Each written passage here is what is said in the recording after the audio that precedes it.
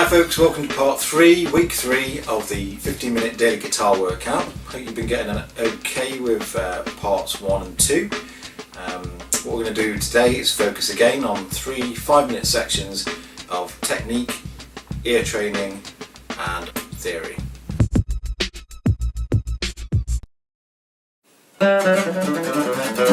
Okay, so our technique section this week is going back to part 1, which was our major scale at 1 octave. And actually now we know that, we're going to try and incorporate a different picking pattern around it. So let me get quite close up on this one and show you it. Okay, so here it is up close. It might seem a little tricky to start with, but it's going to break your fingers out of playing regular molds and actually get a little bit more mileage out of 1 octave. If you're playing more than 1 octave on this scale, that's fantastic. That means you can apply this across the whole scale or the the box that you're playing. So here it is up close anyway.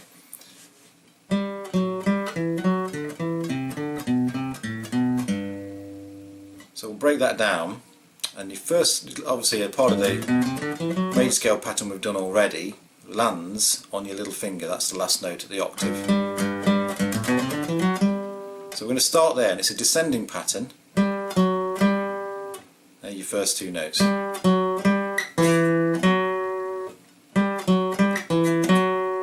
That's the first bit. Then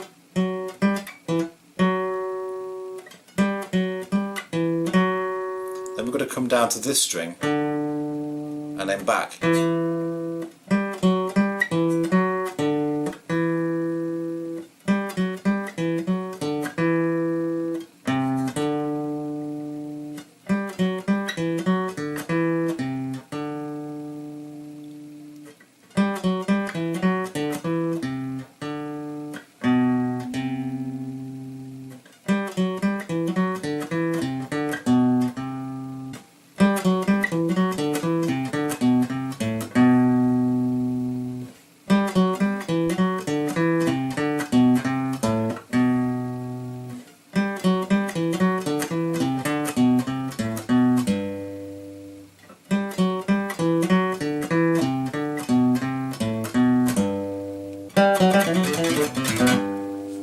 What's going on with my right hand, you can't see it down here, so I've only got one camera to do this with, is I'm going up and down. So it's all up and down strokes, alternate picked.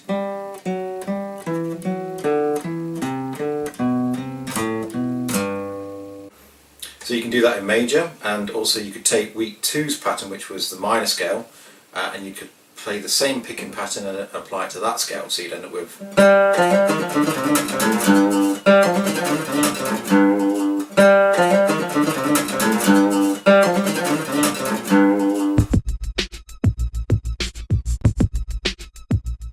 You've started to learn the notes on the E and the A string. Hopefully they're starting to sink in, which will be really useful to you later on when you're trying to figure out where scales are and where chords are. So that's the reason we're doing that, really. So what we're going to focus on in this week's 5-minute theory section is the major scale and its intervals. So we're looking at the sequence of tones and semitones that are laid out, set in stone in a major scale, and that's going to help us to be able to play the major scale in any position, know which chords fit where, which mode you're in, how chords are put together. So these are kind of like building blocks really for your theoretical knowledge. So up on the screen now is a series of tones and semitones, and I want you to memorise this pattern. Say it out loud, write it down, do whatever you need to do to get this sunk into your brain.